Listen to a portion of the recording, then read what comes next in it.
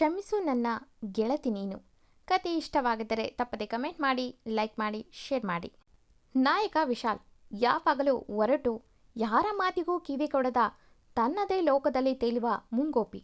ದಿನವಿಡೀ ಹುಡುಗಿಯರ ಸಹವಾಸ, ಪಾರ್ಟಿ, ಬೈಕ್ ರೈಡಿಂಗ್ ಅಂತ ತಿರುಗುತ್ತಾ ಊರವರೇ ಹಾಡಿಕೊಳ್ಳುವ ಮಾತಿಗೆ ಆಹಾರವಾಗಿದ್ದ.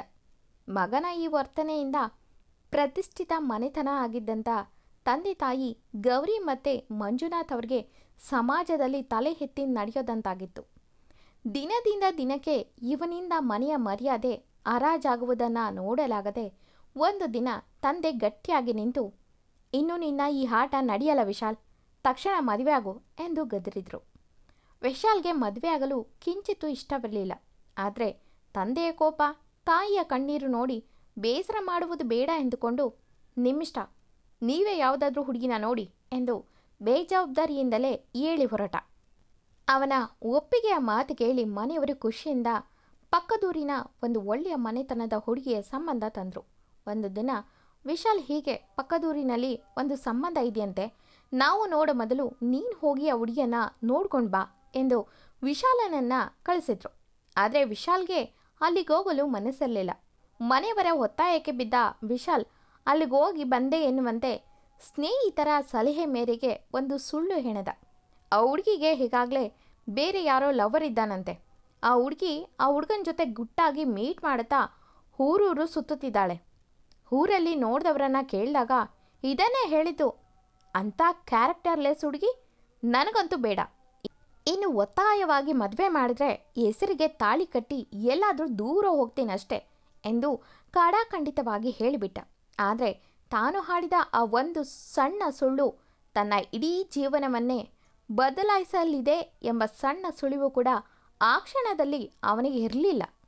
ವಿಶಾಲ್ ಅಲ್ಲಿಗೆ ನಿಲ್ಲಿಸದೆ ಈ ಸುಳ್ಳನ್ನೇ ನೆಪವಾಗಿಸಿಕೊಂಡು, ನೋಡಿದ್ರಾ, ನೀ ಹುಡುಕೋ ಹುಡುಗಿರೆಲ್ಲ ಹೀಗೆ ಇರ್ತಾರೆ, ಇನ್ಮೇಲೆ ಬೇರೆ ಯಾವ ಹುಡುಗಿನೂ ನನಗಾಗಿ ನೋಡಬೇಡಿ, ನಾನೇ ನನಗೆ ಇಷ್ಟವಾದ ಹುಡುಗಿಯನ್ನು ಹುಡುಕೊಳ್ತೀನಿ ಎಂದು ಮನೆಯವರನ್ನು ಸ್ವಲ್ಪ ದಿನ ಸೈಲೆಂಟ್ ಮಾಡುವ ಪ್ಲ್ಯಾನ್ ಮಾಡಿದ. ಮನೆಯವರಿಗೂ ಇದರಿಂದ ಬೇಜಾರಾಗಿ ಅವನ ಮಾತಿಗೆ ಒಪ್ಪಿ ಸುಮ್ಮನಾದರು. ಅದೇ ಸಮಯದಲ್ಲಿ ವಿಶಾಲ್ ಬಾಳಿಗೆ ಪ್ರವೇಶಿಸಿದ್ದು ತುಳಸಿ. ಅವಳು ವಿಶಾಲ್ ಮನೆಗೆ ದೂರದ ನೆಂಟರ ಹುಡುಗಿ. ಓದಲು ಬಂದು ಅದೇ ಮನೆಯಲ್ಲಿ ಉಳಿದುಕೊಂಡಳು. ಅದು ಕೂಡ ಗೌರಿ ಮತ್ತು ಮಂಜುನಾಥ್ ಒತ್ತಾಯದ ಮೇರೆಗೆ. ತುಳಸಿ ತುಂಬ ಶಾಂತ ಹುಡುಗಿ, ಆದರೆ ಅಷ್ಟೇ ಬುದ್ಧಿವಂತ ಮತ್ತು ಸ್ವಾಭಿಮಾನದ ಹುಡುಗಿ. ಅದೇ ಊರಿನಲ್ಲೇ ಓದುತ್ತಿದ್ಲು. ಪ್ರತಿದಿನ ಆ ದಂಪತಿಗಳು ಅವರ ಮಗನಿಂದ ನೋವು ಪಡೆದು ನೋಡೋಕ್ಕಾಗಲಿಲ್ಲ ಅವಳಿಗೆ. ಹಾಗೆ ಆ ದಂಪತಿಗಳು ತುಳಸಿನ ತಮ್ಮ ಮಗಳಂತೆ ಎಂದು ತುಂಬ ಪ್ರೀತಿಯಿಂದ ನೋಡಿಕೊಳ್ತಿದ್ರು. ಹಾಗಾಗಿ ತುಳಸಿ ವಿಶಾಲ್ನ ಒರಟುತನ, ಅವನ ಅಡ್ಡದಾರಿ ಮತ್ತು ಮನೆಯವರಿಗೆ ಅವನು ಕೊಡುತ್ತಿದ್ದಂಥ ನೋವೆಲ್ಲ ಗಮನಿಸಿ ಇವನನ್ನು ಹೀಗೆ ಬಿಟ್ಟರೆ ಹಾಳಾಗಿ ಹೋಗ್ತಾನೆ ಎಂದು ಅರಿತು ತುಳಸಿ ತನ್ನ ಚತುರತೆಯಿಂದ ಇವನನ್ನು ಹೇಗೆ ಈ ಮನೆಗೆ ತಕ್ಕ ಮಗನನ್ನಾಗಿ ಮಾಡೋದು ಎಂದು ಯೋಚಿಸಿ ಒಂದು ನಿರ್ಧಾರ ಮಾಡಿದ್ಲು. ಎಂದಿನಂತೆ ಮನೆಗೆ ಲೇಟಾಗಿ ಬಂದರೆ ತುಳಸಿನೇ ಆ ದಿನ ಬಾಗಿಲು ತೆಗೆದಿದ್ಲು. ಮನೆಯಲ್ಲಿ ವಯಸ್ಸಾದವರಿದ್ದಾರೆ ಎನ್ನುವ ನೆನಪೇ ಇರಲ್ವಾ ನಿನಗೆ ಎಂದು ಮಾತಾಡಿದ್ಲು. ಅದಕ್ಕೆ ವಿಶಾಲ್ ಕೋಪದಲ್ಲಿ ಏನೂ ಮಾತಾಡದೆ ಡೈನಿಂಗ್ ಟೇಬಲ್ ಬಳಿ ಬಂದು ಊಟ ಎಂದು ಜೋರಾಗಿ ಕಿರ್ಚಿದ. ಇವತ್ತು ವಿಶಾಲ್ ಕರೆದರೆ ಯಾರೂ ಬರಬೇಡಿ ಎಂದು ಕೆಲಸದವರಿಗೆ ಹೇಳಿದ್ಲು. ಅದರಂತೆ ಅಲ್ಲಿಗೆ ಯಾರೂ ಬರಲಿಲ್ಲ. ಹಾಗೆ ಗೌರಿ ಮತ್ತು ಮಂಜುನಾಥ್ ಅವರಿಗೆ ನಾನು ಊಟ ಹಾಕಿ ಕೊಡ್ತೀನಿ, ನೀವು ಹೋಗಿ ಮಲಗಿ, ನನಗೆ ಸ್ವಲ್ಪ ಓದೋದಿದೆ ಎಂದಿದ್ಲು. ಹಾಗಾಗಿ ಅವರು ಕೂಡ ಚೆನ್ನಾಗಿ ನಿದ್ದೆ ಮಾಡಿದರು, ತುಳಸಿನ ನಂಬಿ.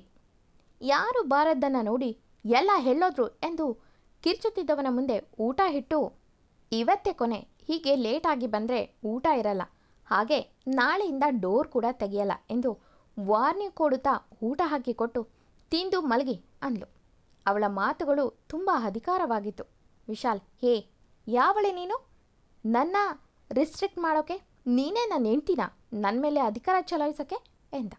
ತಕ್ಷಣ ಹೋಗುತ್ತಿದ್ದಂಥ ತುಳಸಿ ವ್ಯಂಗ್ಯವಾಗಿ ನಗು ಚೆಲ್ಲಿ, ಅಯ್ಯೋ ಅಂಥ ಕರ್ಮ ನನಗೆ ಬೇಡ, ನಿಮ್ಮಂಥ ಹುಡುಗನನ್ನು ನಾನಲ್ಲ ಬೇರೆ ಯಾರೂ ಇಷ್ಟಪಡಲ್ಲ.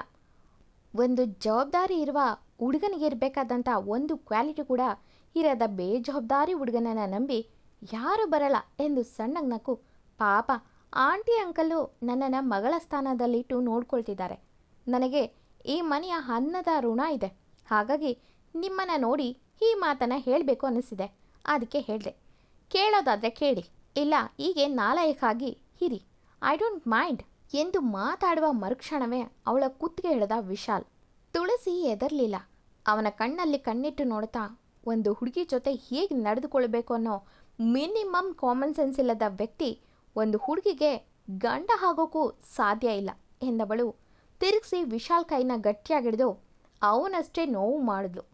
ವಿಶಾಲ್ ಮುಖದಲ್ಲಿ ಸಣ್ಣ ನೋವಿನ ಗೆರೆ ಕಂಡು ತಕ್ಷಣ ಅವನು ಅವಳನ್ನು ಬಿಟ್ಟರೆ ತುಳಸಿ ಚಿಟಿಕೆ ಹೊಡೆದು, ಹೆಣ್ಮಕ್ಳಂದರೆ ಸಪ್ಪೆ ಅಂತ ತಿಳಿಬೇಡ, ಅವರು ಇಡೀ ದೇಶಕ್ಕೆ ತುಂಬ ಹೆಸರು ತಂದಿದ್ದಾರೆ, ಹುಷಾರು, ಇನ್ನೊಂದ್ಸಲ ನನ್ನ ಮೇಲೆ ಕೈ ಮಾಡೋ ಯೋಚನೆ ಕೂಡ ಮಾಡಬೇಡ, ಹಾಗೆ ನನ್ನ ಮೇಲೆ ಅಧಿಕಾರ ಚಲಾಯಿಸೋಕ್ಕೆ you are nothing to me, understand ಎಂದು ತುಟಿ ಕೊಂಗಿಸಿ ತಿಂದು ಬಿತ್ಕೊಳ್ಳಿ ಎಂದು ಅಲ್ಲಿಂದ ಹೋಗ್ತಾಳೆ.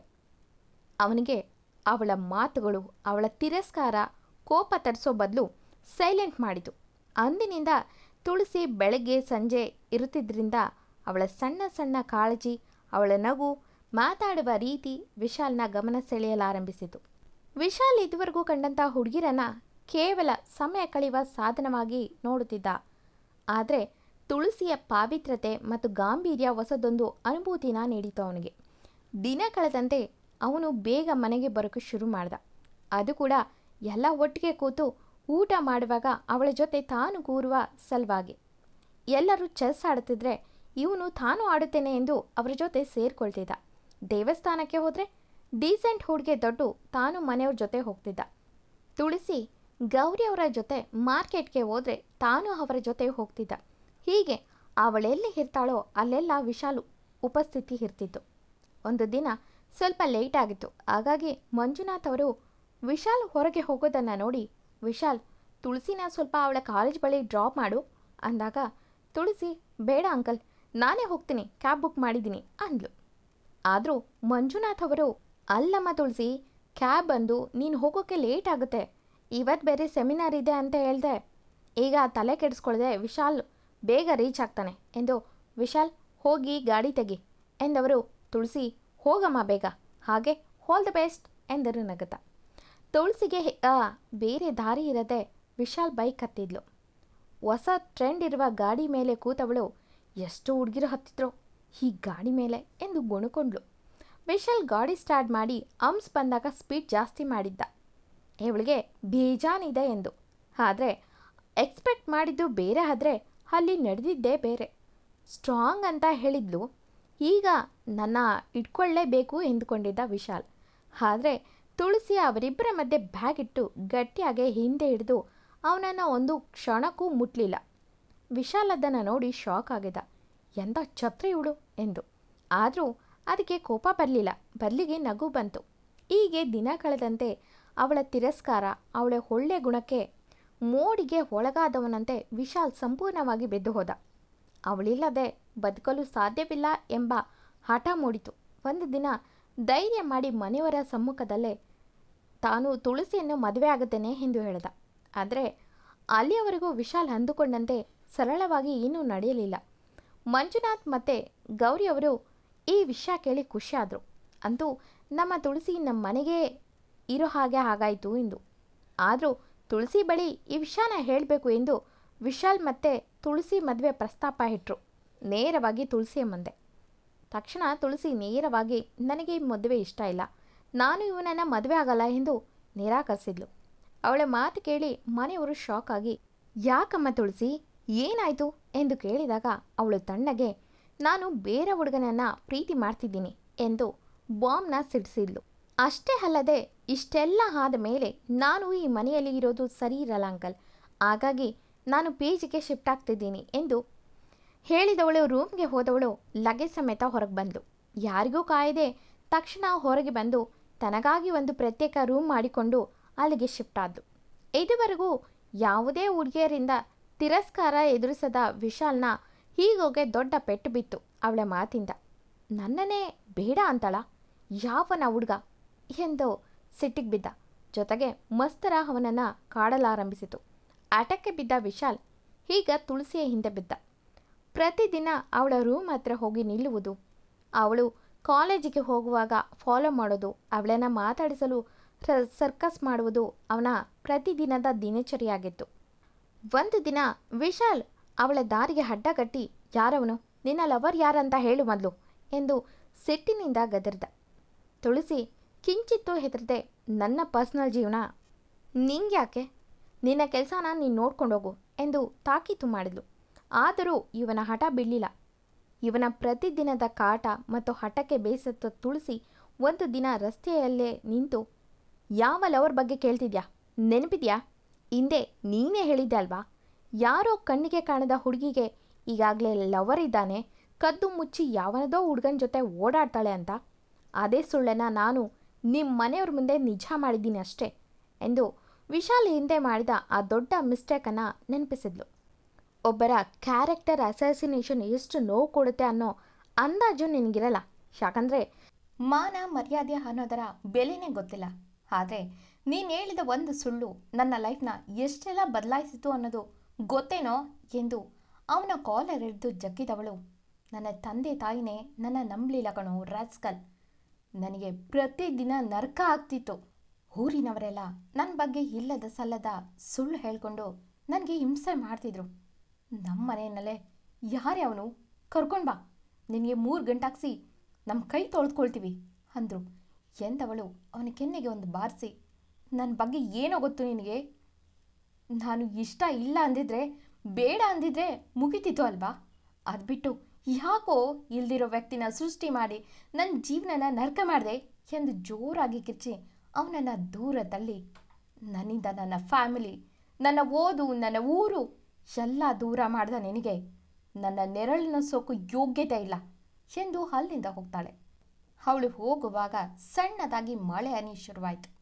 ವಿಶಾಲ್ಗೆ ತಾನು ಹಾಡಿದ ಒಂದು ಸುಳ್ಳೆ ಇವತ್ತು ತಾನು ಪ್ರೀತಿ ಮಾಡಿದವಳ ಬದುಕನ್ನೇ ನರಕ ಮಾಡಿದೆ ಎಂದು ತಿಳಿದು ಅವಳು ನಿನ್ನಂಥವನು ನನ್ನ ನೆರಳು ಸೊಕ್ಕಕ್ಕೂ ಯೋಗ್ಯತೆ ಇಲ್ಲ ಅಂದಿದ್ದೆ ನೆನೆದು ಜೋರಾಗಿ ಕಿರ್ಚೆ ಅಲ್ಲೇ ಇದ್ದಂಥ ತನ್ನ ಬೈಕ್ಗೆ ಜೋರಾಗಿ ಕೈಯಲ್ಲಿ ಗುದ್ದ.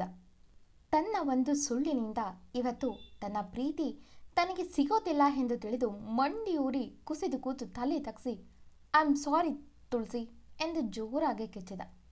ಅವನಿಗೆ ತನ್ನ ತಪ್ಪಿನ ಅರಿವಾಗಿತ್ತು. ಈಗ ಆಗಿರೋ ತಪ್ಪನ್ನು ಹೇಗೆ ಸರಿ ಮಾಡೋದು ಎಂದು ಯೋಚಿಸಿದವನು ಸೀದಾ ಹೋಗಿದ್ದೆ ತನ್ನ ಮನೆಗೆ. ವಿಶಾಲ್ ತನ್ನ ತಂದೆ ತಾಯಿಯ ಮುಂದೆ ಮಂಡಿಯೂರಿ ಕೂತು ತಾನು ಅಂದು ಹಾಡಿದ ಸುಳ್ಳುಗಳನ್ನು ಒಪ್ಕೊಂಡು ತುಳಸಿ ಯಾರು ಅನ್ನೋದನ್ನು ಹೇಳ್ದ. ಮದುವೆ ಪ್ರಸ್ತಾಪ ತೆಗೆದಾಗ ಮನೆಯವರಿಗೆ ಆ ಹುಡುಗಿ ಯಾಕಾಗಿ ಹೇಳಿದ್ಲು ಎಂಬ ಇಡೀ ವಿಷಯವನ್ನು ಬಿಚ್ಚಿಟ್ಟ. ಈಗ ಗೌರಿ ಮತ್ತು ಮಂಜುನಾಥ್ ಇಬ್ಬರು ಮುಖ ನೋಡಿಕೊಂಡ್ರು. ವಿಶಾಲ್, ಡ್ಯಾಡ್, ಮಾಮ್, ಈಗ ನಾನು ಏನು ಮಾಡಲಿ, ನನಗೆ ತುಳಸಿ ಬೇಕು, ನಾನು ಮದುವೆ ಆದರೆ ಆ ತುಳಸಿನೇ, ಇಲ್ಲಾಂದರೆ ನಾನು ಯಾರನ್ನೂ ಮದುವೆ ಆಗಲ್ಲ ಎಂದು ಆಟಕ್ಕೆ ಬಿದ್ದವನಂತೆ ಹೇಳಿ ಸೀದಾ ತನ್ನ ರೂಮ್ಗೆ ಹೋಗ್ತಾನೆ. ಮಂಜುನಾಥ್ ಮತ್ತು ಗೌರಿಯವರು ತಮ್ಮ ಮಗನಲ್ಲಾದ ಈ ಬದಲಾವಣೆಯನ್ನು ನೋಡಿ ಖುಷಿಯಾದರು. ಈಗ ತುಳಸಿನ ಹೇಗೆ ಒಪ್ಸೋದು ಅನ್ನೋದು ಅವ್ರಿಗೆ ಗೊತ್ತಾಗಲಿಲ್ಲ. ಗೊಂದಲದಲ್ಲೇ ಕೂತರು. ಈತ ವಿಶಾಲ್ ಜೀವನದಲ್ಲೇ ಮೊದಲ ಬಾರಿಗೆ ಕಣ್ಣಲ್ಲಿ ನೀರು ಬಂದಿತ್ತು.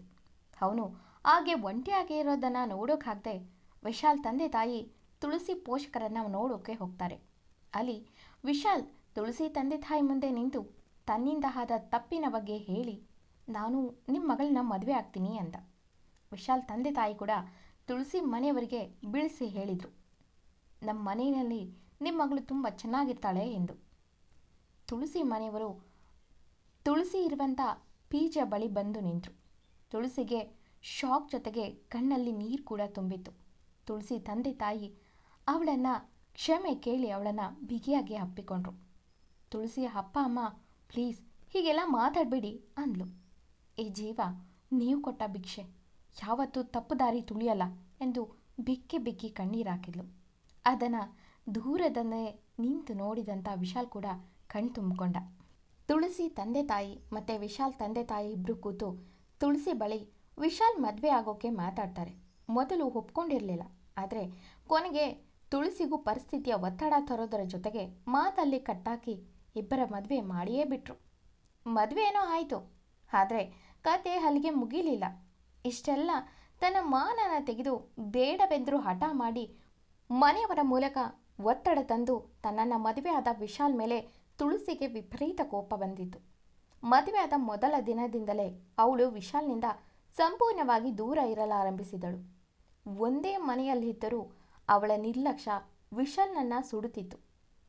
ಅವಳ ಪ್ರೀತಿ ಪಡೆಯೋಕೆ ಅವಳ ಮುಂದೆ ಎಷ್ಟೆಲ್ಲ ಹೇಳಿದ್ರೂ ಒಪ್ಪದ್ದನ್ನು ನೋಡಿ ಅವಳಿಗೆ ಹುರಿಸ್ಬೇಕು, ಅವಳಲ್ಲಿ ತನ್ನ ಗಂಡ ಅನ್ನೋ ಜಲಸು ಹುಟ್ಟಬೇಕು ಎಂಬ ಕೋಪದಲ್ಲಿ ವಿಶಾಲ್ ಮತ್ತೆ ಹಳೆಯ ಹಾದಿ ಹಿಡಿದು ಬೇರೆ ಹುಡುಗಿಯರ ಜೊತೆ ಸುತ್ತಲೂ ಶುರು ಮಾಡ್ದ. ಆದರೆ ತುಳಸಿ ಸಾಮಾನ್ಯದವಳಲ್ಲ, ನಾನೇನು ಕಮ್ಮಿ ಎನ್ನುವಂತೆ ಅವಳು ವಿಶಾಲ್ ಕೆಲಸ ಮಾಡುವ ಆಫೀಸ್ನಲ್ಲೇ ತಾನು ಒಂದು ಹುದ್ದೆಗೆ ಸೇರಿಕೊಂಡ್ಳು. ಆಫೀಸ್ನಲ್ಲೂ ಅವನ ಮೇಲೆ ಕಣ್ಣಿಟ್ಲು. ವಿಶಾಲ್ ಮನೆಯಲ್ಲಿ ಅಲ್ಲದೆ ಈಗ ಆಫೀಸ್ನಲ್ಲೂ ಅವಳನ್ನೇ ನೋಡುವಾಗ ಅವನಿಗೆ ಇನ್ನಷ್ಟು ಮನಸ್ಸು ವಿಚಲಿತವಾಗ್ತಿತ್ತು. ಅದೇ ಬೇಜಾರಿನಲ್ಲೇ ಕುಡಿದು ಮನೆಗೆ ಬಂದರೆ ಅವಳು ಸೆಂಟಿಮೆಂಟ್ ಕಣ್ಣೀರು ಸುರಿಸುತ್ತಾ ಕೂರಲಿಲ್ಲ. ಬದಲಿಗೆ ತಕ್ಷಣ ಒಂದು ಕೊಡನ ನೀರು ತಂದು ಅವನ ಮುಖಕ್ಕೆ ಜೋರಾಗಿ ಎರಚಿ ಸರಿಯಾಗಿ ಮರ್ಯಾದೆಯಿಂದ ಮನೆಗೆ ಬರೋದು ಕಲಿ ಎಂದು ಗದರಿದ್ಲು. ತುಳಸಿಯ ಈ ಎಲ್ಲ ಹಠ, ಒರಟುತನ ಮತ್ತು ಕಠಿಣ ನಿರ್ಧಾರಗಳ ಹಿಂದೆ ವಿಶಾಲ್ ಮೇಲಿನ ದ್ವೇಷ ಇರಲಿಲ್ಲ, ಬದಲಾಗಿ ಅಪಾರವಾದ ಕಾಳಜಿತ್ತು. ಅವನು ಯಾವ ಅಡ್ಡದಾರಿ ಹಿಡಿದಿದ್ದನೋ ಅದನ್ನೆಲ್ಲ ಸಂಪೂರ್ಣವಾಗಿ ಮುಚ್ಚಿ ಅವನನ್ನು ಒಬ್ಬ ಜವಾಬ್ದಾರಿಯುತ ವ್ಯಕ್ತಿಯನ್ನಾಗಿ ಮಾಡುವುದೇ ಅವಳ ಮೊದಲ ಉದ್ದೇಶವಾಗಿತ್ತು. ಅದಕ್ಕಾಗಿ ಅವಳು ಅವನಿಂದ ತುಸು ದೂರವಿದ್ದು ಒರಟಾಗಿಯೇ ತಿದ್ದಿ ಬುದ್ಧಿ ಹೇಳ್ತಿದ್ಲು.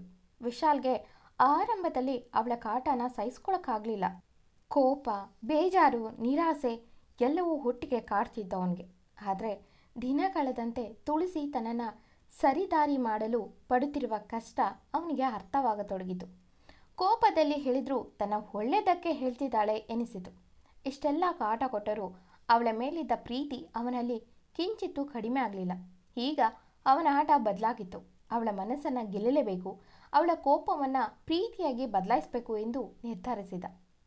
ಅವಳು ಆಫೀಸ್ನಲ್ಲಿ ಕೆಲಸ ಮಾಡುವಾಗ ಅವಳ ಮುಂದೆ ನಿಂತು ಕಾಫಿಗೋಗೋಣ ಎಂದು ಕಿಚ್ಚಾಸ್ತಿದ್ದ. ಕೆಲಸ ಜಾಸ್ತಿ ಆದಾಗ ಕಾಫಿ ತರೋಕೆ ಅಟೆಂಡರ್ಗೆ ಹೇಳಿದ್ರೆ ಅವನೇ ತಂದು ಕೊಡ್ತಿದ್ದ. ಕೆಲಸದ ಸ್ಟ್ರೆಸ್ನಲ್ಲಿ ಕಣ್ಮುಚ್ಚಿ ಹಾಗೆ ಚೇರ್ ಹೊರಗಿದ್ರೆ ನಿಧಾನಕ್ಕೆ ಬಂದವನು ಅವಳ ಭುಜಾನ ಪ್ರೆಸ್ ಮಾಡಿ ಅವಳಿಗೆ ಮುಜುಗರಕ್ಕೆ ಹಿಡು ಮಾಡ್ತಿದ್ದ. ಅವಳು ಬರುವವರೆಗೂ ಕಾದು ಅವಳು ತನ್ನ ಕಾರು ಹತ್ತುವವರೆಗೂ ದಾರಿ ಬಿಡ್ತಿರ್ಲಿಲ್ಲ. ಇದನ್ನೆಲ್ಲ ಆಫೀಸ್ ಸ್ಟಾಫ್ಗಳು ನೋಡಿ ಮುಸಿ ಮುಸಿ ನಗುತ್ತಾ ಸರ್ ಎಷ್ಟು ಲವ್ ಮಾಡ್ತಾರೆ ಮೇಡಮ್ನ ಎಂದು ಮಾತಾಡ್ತಿದ್ರೆ ತುಳಸಿ ಕೋಪದಲ್ಲಿ ಕುದ್ದು ಹೋಗ್ತಿದ್ಲು. ಅಂದು ಮನೆಯಲ್ಲಿ ಹಬ್ಬ. ಬೆಳಗ್ಗೆಯಿಂದ ಸೊಸೆಯಾಗಿ ತನ್ನೆಲ್ಲ ಜವಾಬ್ದಾರಿಯನ್ನು ನಿಭಾಯಿಸಲು ಓಡಾಡುತ್ತಾ ಕೆಲಸ ಮಾಡಿ ಅಂದಿನ ಹಬ್ಬನ ತುಂಬ ಚೆನ್ನಾಗಿ ನಡೆಸಿದ್ಲು. ಬಂದವ್ರ ಮುಂದೆ ಗೌರಿ ಮತ್ತು ಮಂಜುನಾಥ್ ಅವರಿಗೆ ಒಳ್ಳೆ ಸೊಸೆ ಸಿಕ್ಕಿದ್ದಾಳೆ ಎಂದು ಎಲ್ಲರ ಕೈಯಲ್ಲೂ ಸೈ ಎನಿಸಿಕೊಂಡ್ಳು. ಬೆಳಗ್ಗೆಯಿಂದ ಕೆಲಸ ಓಡಾಟ ಸಾಕಾಗಿ ಊಟನೂ ತಿಂದೆ ಹಾಗೆ ಮಲಗಿದ್ಲು. ಯಾರೋ ತನ್ನ ಕಾಲನ್ನು ಹೊತ್ತುತ್ತಿದ್ದಾರೆ ಅನಿಸಿತು. ಆ ಕಾಲು ಹೊತ್ತೋದ್ರಿಂದ ಕಾಲಿನ ನೋವು ಎಷ್ಟೋ ಕಡಿಮೆ ಆಗಿತ್ತು. ಮೆಲ್ಲಗೆ ಕಣ್ ತೆರೆದು ನೋಡಿದ್ರೆ ಅದು ವಿಶಾಲ್ ಆಗಿದ್ದ. ತುಳಸಿ ತಕ್ಷಣ ತನ್ನ ಕಾಲನ್ನು ಎಳೆದುಕೊಂಡು ಏನು ಮಾಡ್ತಿದ್ಯಾ ಅಂದಳು. ವಿಶಾಲ್, ನನಗೆ ಕಾಲು ನೋವಾಗಿರುತ್ತಲ್ವಾ, ಅದಕ್ಕೆ ಬೆಳಗ್ಗೆಯಿಂದ ಏನೂ ತಿಂದಿಲ್ಲ, ಊಟ ಮಾಡಿ ಮಲ್ಗು. ಇಲ್ಲಿಗೆ ಊಟನೂ ತಂದಿದ್ದೀನಿ ಎಂದು ಊಟದ ಪ್ಲೇಟ್ನ ಕೊಟ್ಟ. ತುಳಸಿ ಏನೂ ಮಾತಾಡದೆ ಊಟ ತಿಂದು ಥ್ಯಾಂಕ್ಸ್ ಎಂದಳು. ವಿಶಾಲ್, ಮಲಗು, ನಾನು ನಿನ್ನ ಕಾಲನ್ನು ಹೊತ್ತುತ್ತೀನಿ ಅಂದ. ತಕ್ಷಣ ಎದ್ದು ಬಂದು ಬಿದ್ಕೋ ಅಂದ್ಲು. ವಿಶಾಲ್ ಸರಿ ಎಂದವನು ತನ್ನ ತಲೆನ ಕೆರೆದುಕೊಂಡ. ತುಳಸಿ, ಏನು ಇನ್ನೂ ಹಾಗೆ ನಿಂತಿದ್ಯಾ, ಮಲ್ಗಿ ಲೈಟ್ ಆಫ್ ಮಾಡು ಅಂದ್ಲು. ವಿಶಾಲ್, ಇಲ್ಲೇ ಮಲಗಲಾ, ನೀನು ಇಲ್ಲೇ ಮಲಗ್ತೀಯಾ ಅಂದ. ತುಳಸಿ ಪಿಲ್ಲೋ ಎಸೆದು ಇನ್ನೇನು ಇನ್ನೊಬ್ಬಳನ್ನ ಕರ್ಕೊಂಡು ಬರೋ ಪ್ಲ್ಯಾನ್ ಇದೆಯಾ, ಎಲ್ಲಿ ಮಲಗೋಕೆ ಅಂದಳು. ವಿಶಾಲ್, ಅಯ್ಯೋ ಇಲ್ಲಪ್ಪ ಎಂದು ಅವಳ ಪಕ್ಕ ಮಲಗಿ ಥ್ಯಾಂಕ್ಸ್ ಎಂದ. ತುಳಸಿ, ಅವಶ್ಯಕತೆ ಇಲ್ಲ, ಇದು ನಮ್ಮಿಬ್ಬರ ರೂಮ್, ನಾನು ನಿನ್ನ ಹೆಂಡತಿ ಅಂದ್ಲು. ತಕ್ಷಣ ವಿಶಾಲ್ ಅವಳನ್ನು ತಬ್ಬಿ ನಿಜವಾಗ್ಲೂ ಐ ಆಮ್ ಸೋ ಹ್ಯಾಪಿ ಅಂದ. ತುಳಸಿ ಅವನನ್ನು ದೂರ ತಳ್ಳಿದ್ಲು. ವಿಶಾಲ್ ತುಸು ಬೇಸರದಲ್ಲೇ ಮುಖ ಸಪ್ಪೆ ಮಾಡಿ ಸಾರಿ ಖುಷಿಗೆ ಎಂದ.